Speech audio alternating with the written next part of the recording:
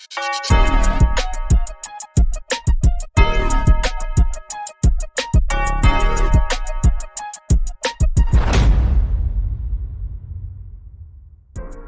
back to the new SC podcast. I'm Hunter Ziesman, joined here by Randall Ledet Jr. as always, and we're talking SEC football. We got Tennessee playing Mississippi State. Tennessee number 15, Mississippi State should be ranked. It's a conversation for another day. Like I think there's no world where Mississippi State shouldn't be ranked right now, 4-0. I need to see more energy around the program. They're doing things. I mean, they beat a decent Arizona State team. They've taken care of business when they needed to. This is the one, though. This is the one for Mississippi State to prove that they deserve to be ranked, that they deserve a spot. I mean, they're already drastically improved from last year. Now, Tennessee, on the other hand, they're a little upset about what happened in their last game with Georgia. So they're going to try to get, a big win here over Mississippi State. What are you thinking? Yeah, I mean, I feel like this is a sleeper game, number one. It's on SEC Network, 4:25 Eastern. This slate, I can't get over how great this week 5 slate is in the SEC. In this particular game, I feel like Mississippi State has a different swagger than we intended for them to have going into the season. You're 4-0, you're receiving votes, you got a big win over Arizona State. Arizona State just beat Baylor, so it's making you look even better. And you have an offense that is really the reason you hired Jeff Lebby for. It's pretty dominant. Sometimes it kind of takes a little while to get kicking, whether it's against Northern Illinois or against Southern Miss. But when it's humming, I think it looks like a Chrysler 300 or a Phantom. I like the Mississippi State offense, and I think you're spot on with some of those inconsistencies, whether it's a turn up in the first half and let your foot off the gas, kind of like they did against Arizona State, or if it's what they were really doing, where it's a slow start, turn up late like they did against Northern Illinois and Southern Miss. They just haven't played consistent football across both halves, and you're going to have to do that in this game. So, they're 56th in the nation for first half points, 25th in the nation for second half points. They're a second half team. But you saw Tennessee came out against Georgia. You can't find yourself behind as an underdog. Tennessee is still a good team. I know it's at home for Mississippi State. The offense for Mississippi State needs to be solid throughout, consistent. Yeah, and it's a lot of it's going to come down to the rushing attack, right? Fluff Bothwell right now, 271 yards, averaging 5.8 yards a carry. This offensive line is very improved. What Fluff brings to the table for this rushing attack alongside Seth Davis is really impressive. Mm-hmm. Yeah, it is. The running is a key part of it. Blake Shapen much improved as well. He's done what he needs to do. His reads are potentially a little bit slow. He's not super fast to get the ball out, but behind a good O-line, you don't necessarily have to be.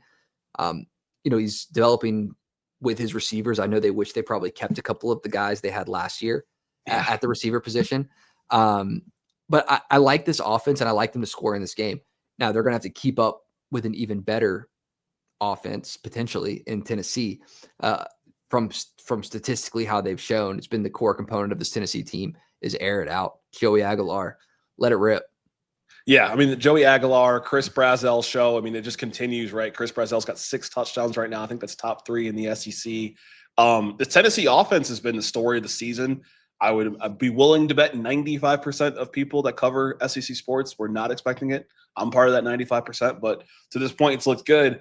And then when you think about what Tennessee has goals-wise, where there's an area of improvement is that defense. I think they gave up about 24 points to UAB, some garbage time points, but you saw it against Georgia.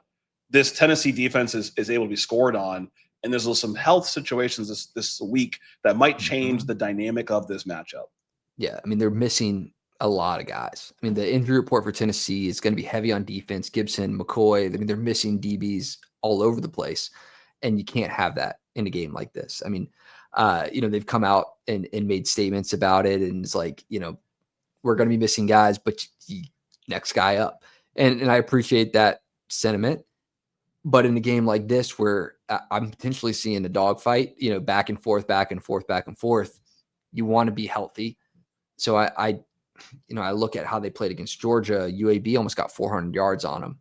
Mississippi State is not UAB. No. So I do think that this Tennessee defense struggling is going to be the potential swing for me in this game as to who I pick. Yeah, and I look at this receiving core for Mississippi State. I mean, Brendan Thompson and Anthony Evans have both come in, stepped up to fill that gap from Mario Craver and Kevin Coleman. And it's like business as usual, honestly. I think, on the season, Thompson's got 3 touchdowns. We saw that this Tennessee defense is able to be scored on. And so it'll definitely be a high scoring match. Of all the games we're covering, the main ones that have ranked opponents, this is the second highest over under 61.5, if I'm not mistaken. Mm-hmm. Yeah. And it's coming on a couple sides. I mean, Tennessee right now, offensively, one of the worst time of possessions in college football, which usually you would look at and say, oh, that's a flaw or a problem. It's not. They're just moving too fast. I mean, they're scoring way too fast. 7 yards per play, which is phenomenal. I think it's top 12 in the country. If you watch the Georgia game, they're taking shots. They're letting the receivers take one-on-one matchups. Mississippi State defense, though, I think if you look at what they did against Arizona State, they might be all right. I mean, they shut down an offense that plays similar football. Arizona State, Sam Levitt, Jordan Tyson connection was great. They shut a lot of that down, the deep ball there. So I think that they're built to potentially knock down a Brazil Aguilar connection because of what we've seen from them so far. Yeah, and I think that, when you look at that time of possession, it leads for an opportunity for Deshaun Bishop and for Star Thomas to play a more premier role in this game. This old Mississippi State D-line is vastly improved, and so I'm curious to see how they do with them averaging over 5 to 6 yards a carry for Tennessee.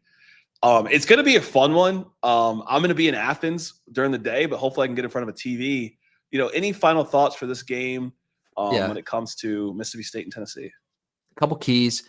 Mississippi State, don't allow explosive touchdowns to take over early. You can't find yourself behind on the deep ball, kind of like Georgia did. I think Georgia's built a little bit more to be playing in that type of game to come back and win it, which was, lucky as could be. But don't let explosive touchdowns happen. If you're Tennessee, take away Blake Shapen's first look. He hasn't been getting the ball out very fast, so going through possession has been a little slow. So take away that first look, put a little bit of pressure on him. I do think that the injuries take over. So I'm going to take Mississippi State 37-35.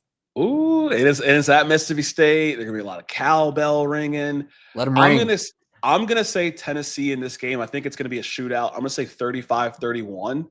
High scoring game. I feel like Aguilar is able to pick up his first SEC win, turn it up, and continue for the season. And it'll be a very respectable performance from Mississippi State. But if you like content like this, game previews, game recaps, we're going to be coming to you every week on the new SEC podcast. I'm Randall Ledet Jr. I'm Hunter Ziesman. Go ahead and hit that subscribe button. And until next time.